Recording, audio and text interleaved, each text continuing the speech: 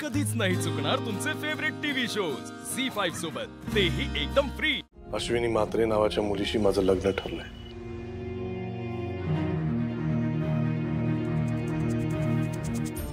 I was collapsed, Shreyas. I was collapsed. मला सुचलंच नाही काय बोलू। तुला कॉंग्रॅच्युलेट करून तिकडनं निघून गेले मी आणि परत तुला फेस करायची हिम्मत नाही झाली माझी। कारण आता माझं तुझ्यावर किती प्रेम आहे हे सांगायचं तर काही चान्स नव्हता। आणि अश्विनी बरोबर लग्न करून तू किती खुश आहेस हे बघणं मला पॉसिबल नव्हतं। परत कॉलेजला आलेच नाही। पप्पांना सांगून शहर सोडलं, शिफ्ट झाले, हॉस्टेलमध्ये राहायला गेले। Then I was in bad company, clubbing, drinks, smoke, affairs, हेच आयुष्य होतं माझं। खूप अफेअर्स केले मी, पण कोणाच्या प्रेमात नाही रे पडू शकले। तुला विसरायचा मी खूप प्रयत्न केला, खूप जेन्युइनली प्रयत्न केला, पण नाही विसरू शकले मी तुला श्रेयस। I tried. त्या काळात माझी 2 अबॉर्शन्स झाली। खसारखं काहीतरी बोलू नकोस। विचित्र वाटतंय ना, पण माझं आयुष्य काय होतं? पण मला ते आयुष्यच नको होतं ज्यात तू नाहीयेस, माझा श्रेयस नाहीये। सुसाइड करायची हिम्मत नाही झाली पण माझ्या दोन्ही अबॉर्शन्सच्या बद्दल पप्पांकडनं व्यवस्थित लपवलं होतं, बट त्यांना सेकंड अबॉर्शन बद्दल कळलंच। माझं कॉलेज बंद केलं, हॉस्टेलमधनं मला घरी घेऊन आले आणि एका थेरपिस्टकडे सेशन्स सुरू केले। हे सगळं अजिबात खरं वाटत नाही। माझ्या थेरपिस्टचा नंबर देते तुला, Mrs Suhana, you can talk to her. त्यांच्यामुळे मी आज इथे उभी तरी आहे। मग हळूहळू पप्पा मला ऑफिसमध्ये इन्व्हॉल्व करायला लागला आणि कामाच्या निमित्ताने पप्पांची ओळख केके बरोबर झाली। KK was successful man, rich man. त्याने पप्पाकडे माझा हात मागितला आणि पप्पांनी मला चॉईस न विचारता सरळ लग्नाला होकार कळवून टाकला। पण मी विरोधही नाही केला, कारण आय केअर डॅम।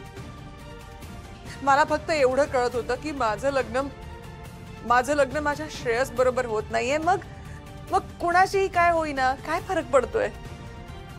मी विचार केला, I am getting married to a rich man.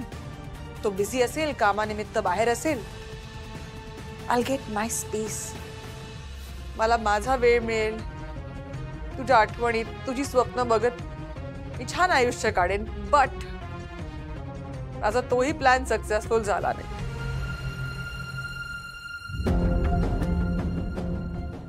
पण हा केके बायकोसाठी सुद्धा गँगस्टरच निघाला।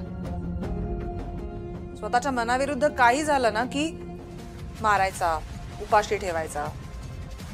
मी स्वतःला बांधून घेतलं होतं आणि मध्ये हे सगळं झालं आणि मला तू भेटलास। ती खोटारडी आहेस का तू मीरा? तुझा नवरा तुझा इतका तिरस्कार करतो, म्हणूनच तुला इतकं मोठं घर दिलं, इतकं मोठं ऑफिस दिलंय, इतक्या मोठ्या बिझनेसची मालकीण आहेस तू। 50 नोकर आहेत तुझ्याकडे, 10 गाड्या आहेत, ड्रायव्हर आहेत, आणि मी सगळ्यावर विश्वास ठेवायचा। श्रेयस, तू या मीरा कौशिक काळसेकरला तिचा नवरा केके जेलमध्ये असताना बघतोस। मला माहिती आहे की तुझ्या बायकोनेच केकेला जेलमध्ये पाठवलंय आणि त्यासाठी मी तिला किती थँकफुल आहे हे तुला सांगू नाही शकत।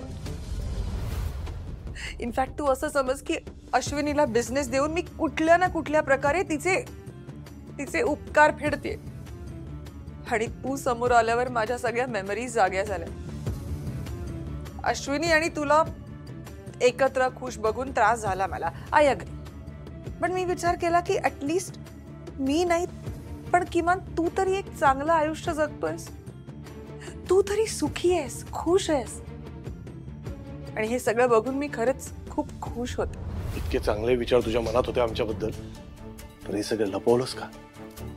पहिल्याच दिवशी का नाही सांगितलं तू केकेची बायको आहेस? श्रेयस, तुला आत्ता हे सगळं कळतंय तर तू असा रिॲक्ट करतोयस. तेव्हा तुला कळलं असतं तेव्हाही तू असंच रिॲक्ट केलं असतंस.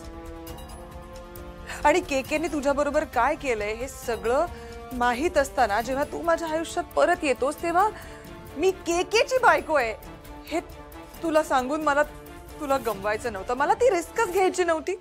तुला खरंच वाटतं मी या सगळ्यावर विश्वास ठेवा? तुला विश्वास ठेवायचा आहे तर ठेव. तुला पटलं तर ठीक, नाही तर मला तर हरायची सवयच आहे. अरे आयुष्यात पहिल्यांदा हरले जेव्हा तू माझ्या आयुष्यातनं निघून गेलास. दुसऱ्यांदा हरले जेव्हा माझं केके बरोबर लग्न झालं. आम्ही फक्त नावाचे नवरा बायको होत रे. आमच्यात काही कनेक्शन नाही. बरोबरी तर आमची होऊच शकत नाही. तू पण ना, हा माणूस तुला टाचेखाली ठेवतो तू म्हणतेस.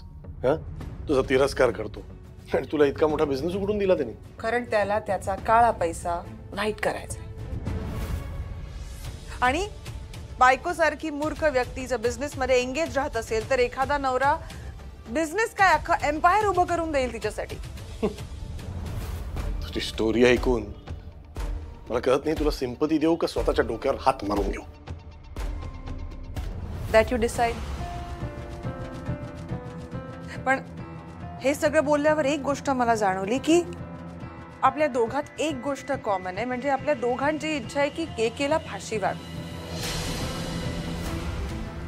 तू माझ्याशी बोल किंवा बोलू नकोस, पण जेव्हा केव्हा केकेला फाशी होईल, शिक्षा होईल ना, तेव्हा फक्त एकदा भेटून सेलिब्रेट कर माझ्या बरोबर. मीरा, तुझा नवरा आहे तू. काय बोलतेस तू? ते समाजासाठी, लोकांसाठी. पण केके सारखा गँगस्टर हा बायकोसाठी सुद्धा गँगस्टरच निघाला. तो केके जेल मध्ये जाऊन सुद्धा मला मोकळा श्वास घेऊ देत नाहीये. तो भाल्यासारखा नजर ठेवून असतो माझ्यावर. श्रेयस, मला वाटलं तू तरी आपली मैत्री टिकवशील. मला आयुष्यात कोणी नाहीये रे. खूप एकटी आहे मी. तुला आणि अश्विनीला मी खूप चांगले मित्र म्हणून एक्सेप्ट करायला तयार आहे. अश्विनीला बिझनेस मध्ये प्रगती करताना बघून फार आनंद होतोय मला. Let me help her. हे बघ, केकेमुळे जे नुकसान झालंय ते मी भरून तर नाही काढू शकत, पण त्याची परतफेड करायची एक संधी तर दे मला. Please, I request you. अवघड आहे मीरा. तुझ्यावर विश्वास ठेवणं अवघड आहे माझ्यासाठी. आणि तू जर माझ्या बरोबर संबंध संपवणार असलास तर माझ्यासाठी जगणं अवघड आहे.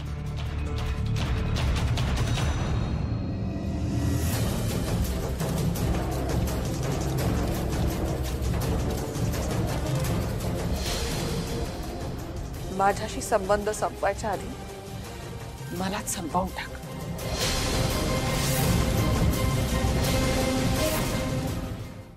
झी5 ॲप डाउनलोड करा आणि पहा सर्व एपिसोड्स एकदम फ्री.